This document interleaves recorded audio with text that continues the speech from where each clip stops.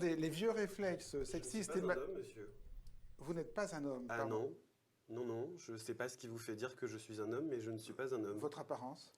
Ah bon? Ah bah il faut pas confondre identité de genre et expression de genre, sinon on va déjà mal partir. Alors, Non, expliquez-moi. je suis non-binaire, donc ni masculin ni féminin, et je Comment vous refuse qu'on me genre comme un homme. Comment vous définissez-vous? Comme non-binaire, Comme non-binaire. oui, D'accord, mais ni masculin ni féminin. c'est ça. Ça résout pas le problème des femmes sur le plateau. Ça résout pas le problème des femmes sur le plateau, mais je ne dis pas qu'il y a 4 hommes sur le plateau, Non, non, c'est mais le c'est- mégenré et c'est pas très agréable. Non, mais je suis désolé si je vous ai offensé, mais Il l'a du nord-est de la France jusqu'au sud-ouest de la France, jusqu'au bout de la Corse. Il l'a cassé.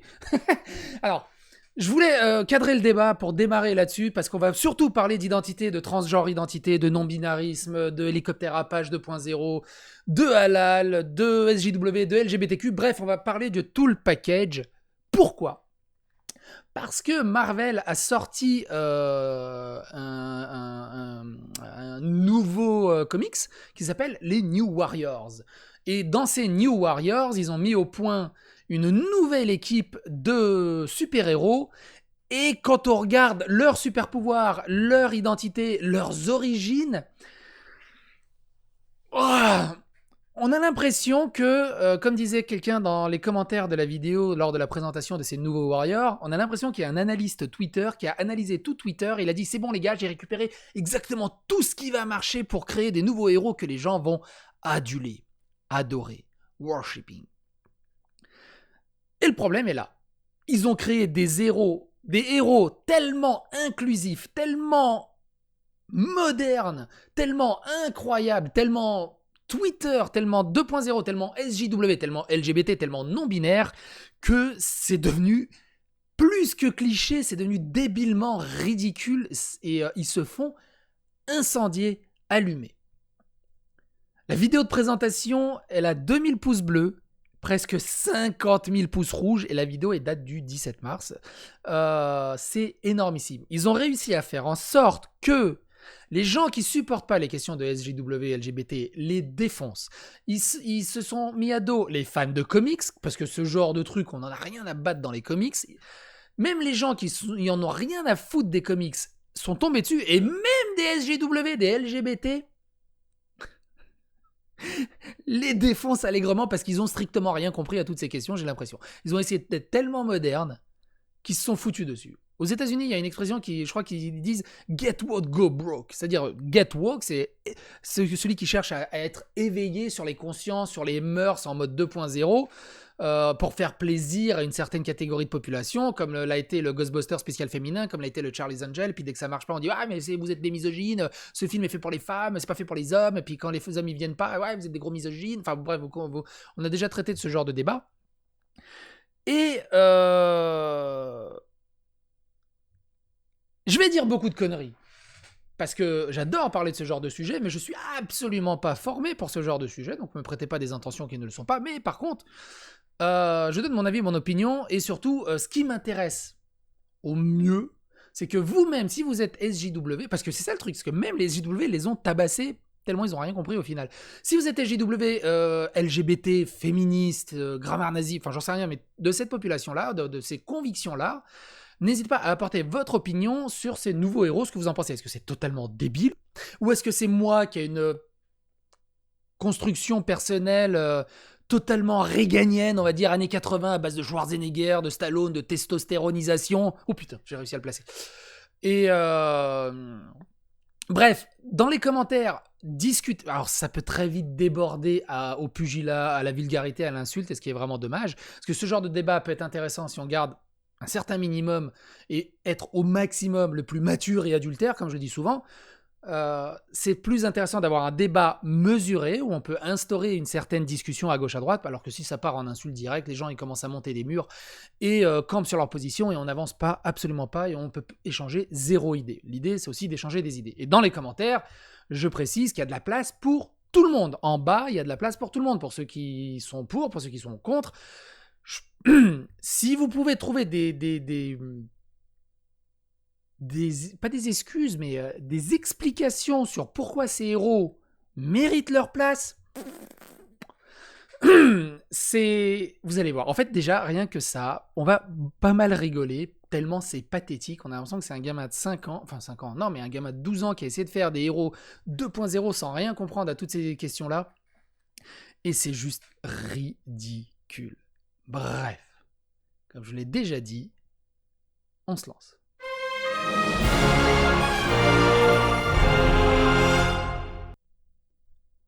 Pour cadrer un peu plus le débat, c'est ce monsieur qui est l'inventeur de tout ça. Alors attends, il parle là.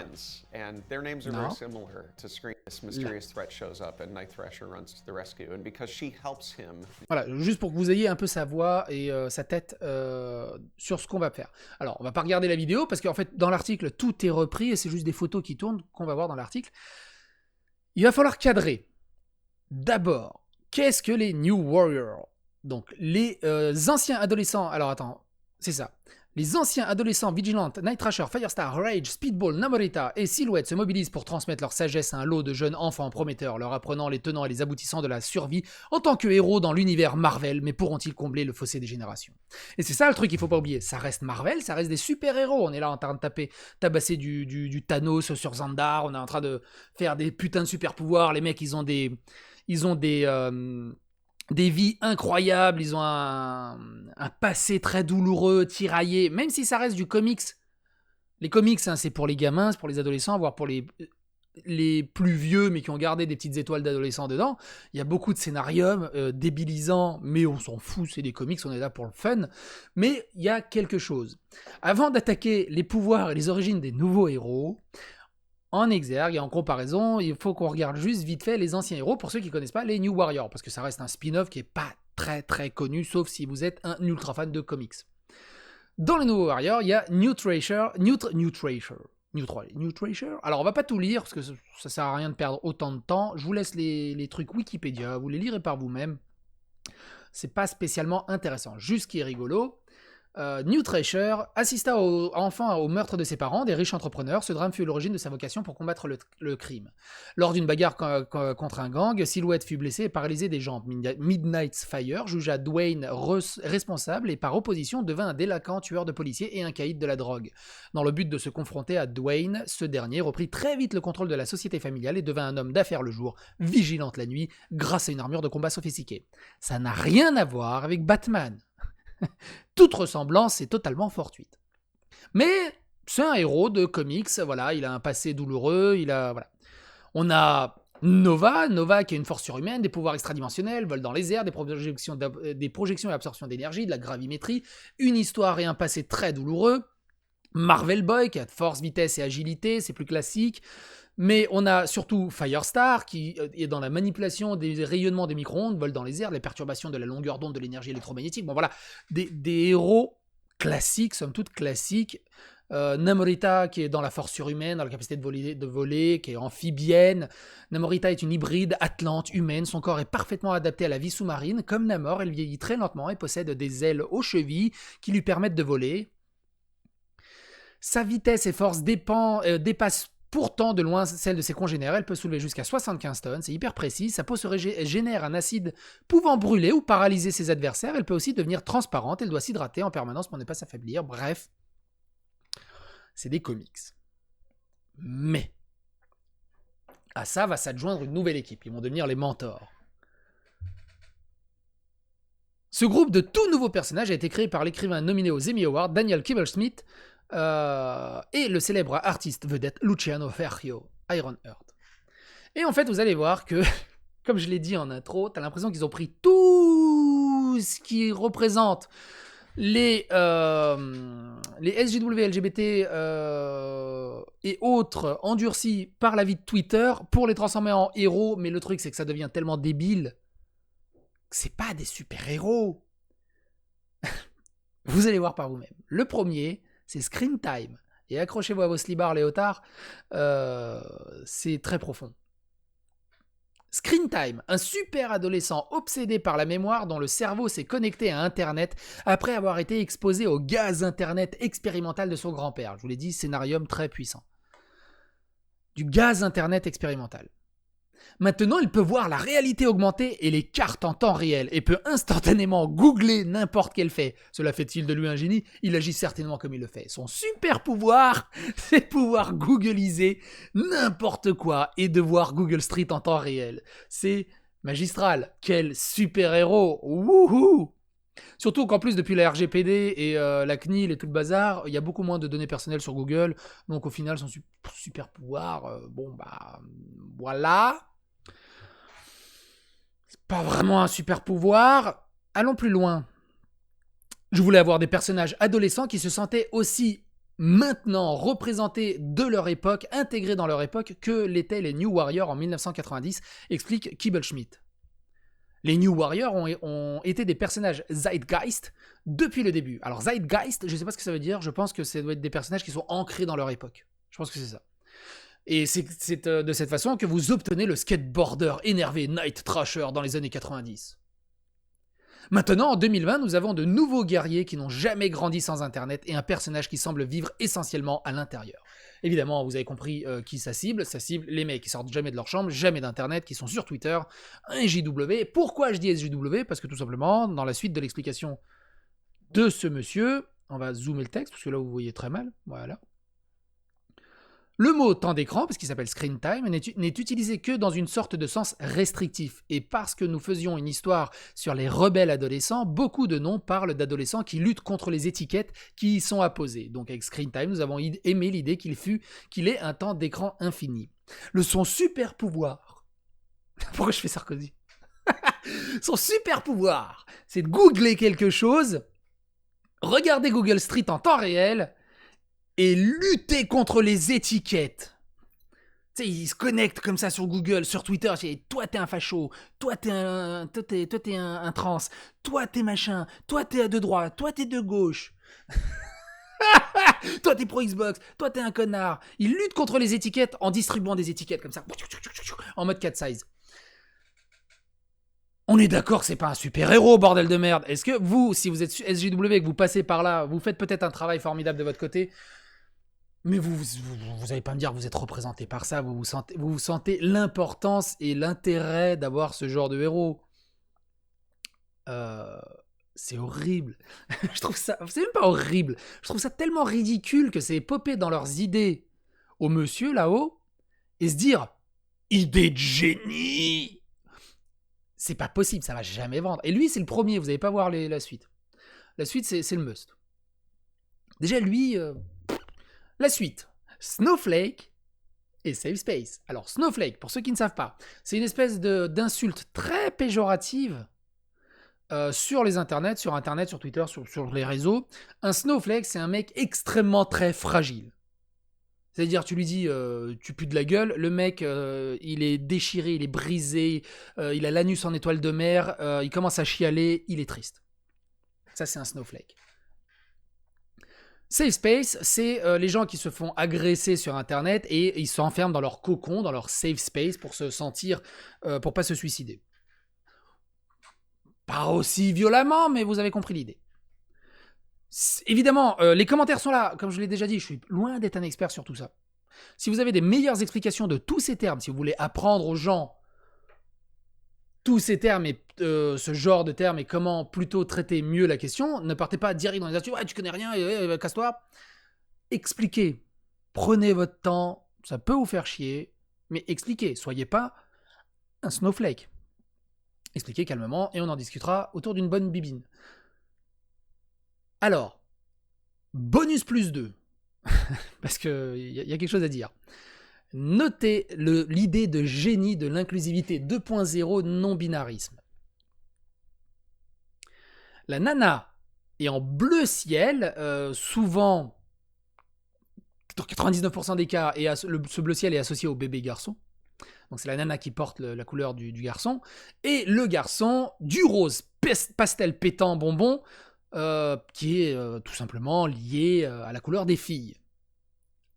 Culturellement, elle n'aime pas me dire non, c'est pas vrai parce qu'au XVIIIe siècle, le rose c'était surtout pour les. Oui, je sais, mais actuellement, culturellement, quand il y a un bébé qui naît, on fait une chambre bleue. Quand il y a un bébé fille qui naît, on fait une chambre rose. Bref, L'idée là, c'est que comme ils sont non-binaires, comme ils sont culture 2.0, comme ils sont non-genrés et qu'on supprime toutes ces genres de questions, la seule idée qu'ils ont eue, c'est d'inverser les couleurs. Ils ont dû trop travailler dessus.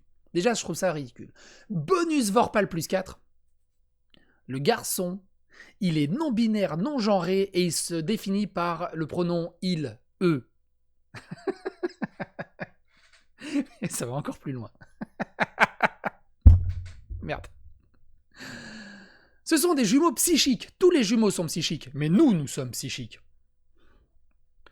Les flocons de neige, le flocon de neige, Snowflake, est un cryocinétique qui peut matérialiser des projectiles shuriken en forme de flocons de neige pour les lancer. Le mec a une idée de génie. En même temps, qu'est-ce que tu veux faire d'autre comme super pouvoir à partir de flocons de neige? Des flocons de neige. Ah, ça ressemble à une étoile de ninja. Ouais, ça va être ça. En mode cat size. Safe Space peut matérialiser des champs de force roses, très important, mais il ne peut pas les habiter lui-même. Il ne peut pas rentrer dans sa propre boule rose. Le réflexe ne fonctionne que s'il protège les autres. Alors ça, c'est mieux expliqué dans la vidéo. En gros, il peut créer un champ de force uniquement sur les autres et uniquement s'il est dans l'intention de les protéger. Donc si intérieurement, il n'a pas envie de les protéger, le bouclier, il ne marchera pas. Donc ça s'appelle du scénarium. Et du coup, c'est pas des super-héros, parce que les super-héros, ils sont censés protéger à peu près tout le monde. Bref, ça, c'est une autre question. Et qu'est-ce que c'est ce truc? Il peut protéger seulement s'il le décide. Je sais pas si j'espère que vous connaissez Mystery Men. Mystery Men, c'est un des meilleurs films de super-héros qui puisse exister sur la planète. Si vous ne connaissez pas Mystery Men, je vous invite vraiment à aller découvrir ce chef-d'œuvre. Et là où je veux en venir, c'est dans Mystery Men, il y a un super-héros qui a un super pouvoir, c'est qu'il peut devenir invisible seulement quand personne ne le regarde. Là, ça marche. Et seulement s'il ne se regarde pas lui-même. Et s'il n'y a pas de miroir. Là, et qu'il ferme les yeux. Là, il est totalement invisible. Ça me fait penser un peu à ce genre de pouvoir. Foncez regarder Mystery Men, c'est juste une tuerie furieuse. Donc, Snowflake et Safe Space, ils sont hyper conscients de la culture et de l'optique moderne. Voilà, ce sont des SJW 2.0 Twitteresques. Ils voient leurs agissements super-héroïques comme une méditation post-ironique sur l'utilisation de la violence pour combattre l'intimidation. On est quand même passé de super-héros qui bastonnaient Thanos sur Xandar, sur des trucs d'enfer intergalactiques, à des super-héros qui sont dans une guerre contre la méditation post-ironique sur l'utilisation de la violence pour combattre l'intimidation. Les mecs, c'est juste des Pascal le grand frère, en fait. C'est juste des Pascal le grand frère. C'est pas des super-héros. Me dites pas que vous êtes représenté par ça. C'est pas possible. En plus, le design, le mec est tellement fier de son design, il a quand même signé son œuvre. Le design est ridicule. Ridicule. Il y a mieux. Il y a mieux. Snowflake et Safe Space sont les jumeaux, dit l'écrivain, et leurs noms sont très similaires à Screen Time. Cette idée que ce sont des termes qui sont lancés sur Internet qu'ils ne considèrent pas comme dérogatoires, comme péjoratifs, ils prennent ces mots et le genre de les porter comme des insignes d'honneur. Voilà, lui, c'est Snowflake. Voilà, sur Internet, il passe pour une grosse merde, une grosse brêle, il va leur montrer que Snowflake, c'est un mec très puissant. Je suis pas sûr que ça va changer les mentalités, surtout avec ce genre de héros. Safe Space est un gros jock stéréotypé, il peut créer des champs de force, mais il ne peut pas les déclencher que s'il protège quelqu'un d'autre. Snowflake n'est pas binaire et passe par le il, et il a le pouvoir de générer des cristaux individuels shuriken en forme de flocons de neige. Les connotations du mot flocon de neige dans notre culture en ce moment sont quelque chose de fragile, et c'est un personnage qui les transforme en quelque chose de pointu. Voilà, ces flocons de neige, ils sont pas fragiles, ils sont pointus, ils te pénètrent.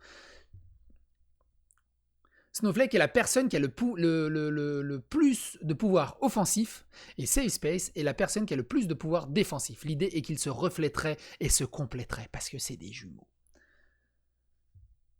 Alors, on a un héros à peu près cool qui est B-négative. Le design est chouette. Le côté vampire est chouette. J'aime beaucoup ce côté-là. Et lui, un héros à peu près logique. Un adolescent vampire vivant exposé au sang de Michael Morbius alors qu'il était enfant dans une procédure médicale voyou, mais vitale, illégale mais vitale. Il vieillit toujours comme un enfant ordinaire mais possède toutes les capacités de Morbius. Il est également obsédé par toute la musique et l'attitude d'un classique de longues décennies comme les années 90 et les années 2000. Le monde est un vampire et moi aussi. B négatif vieillit comme une personne ordinaire, où le fait-il? Et il boit certainement du sang, où le fait-il? Mais le designer artiste Luciano Verrio s'est inspiré brillamment du dessin de Spider-Man des années 90 et a donné à B négatif des ventouses sangsues que la version animée de Morbius avait sur ses paumes. Donc en fait, il peut sucer le sang en posant juste la paume sur les gens. Tu te dis, mais pourquoi il a des dents de vampire? Il n'a pas intérêt à l'épicer aussi. Ça peut être très dangereux. On va dire c'est un héros à peu près cool. À peu près...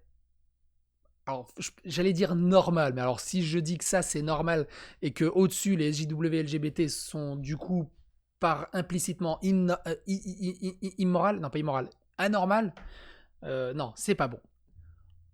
Classique. C'est un héros plus classique par rapport au héros au-dessus. Et donc la dernière héroïne, parce qu'il fallait bien une grosse dans tout ça, Trailblazer. Par contre, elle est rose et bleue. Elle a les deux couleurs. Donc du coup, elle arbore les deux couleurs de la non-binarité. Parce que les autres couleurs n'existent pas. On nous casse les couilles qu'ils ne sont pas des femmes, c'est pas des garçons, mais ils arrêtent pas d'utiliser du bleu et du rose dans tous les sens. Et du jaune.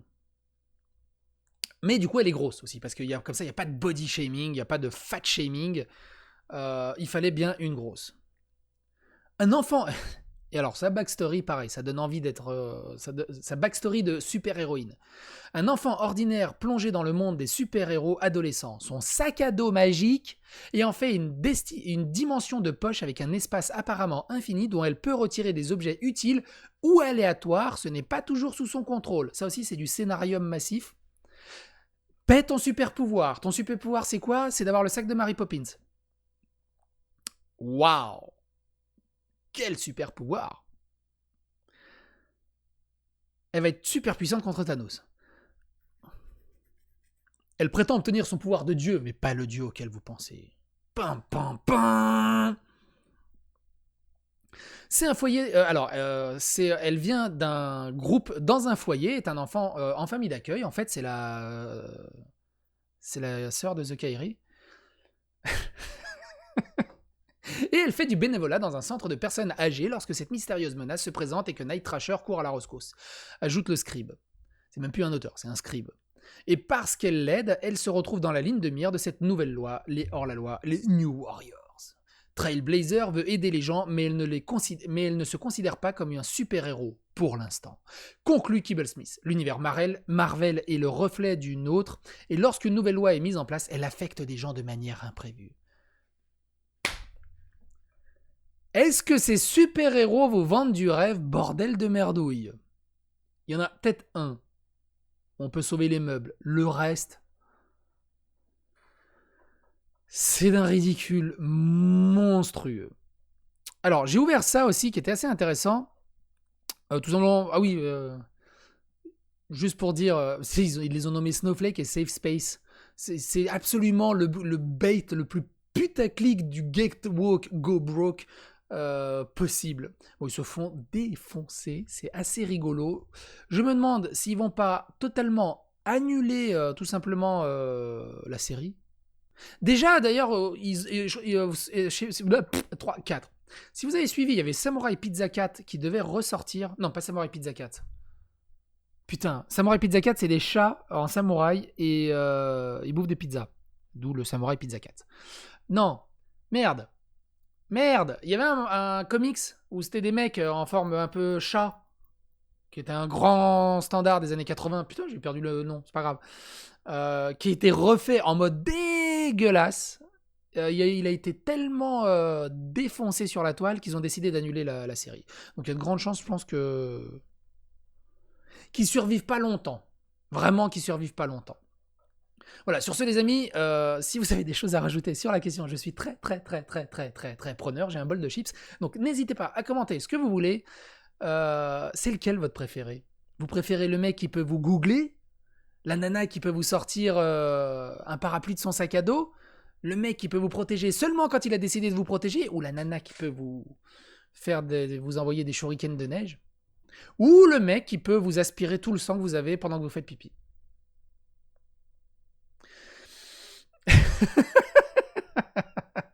Bisous.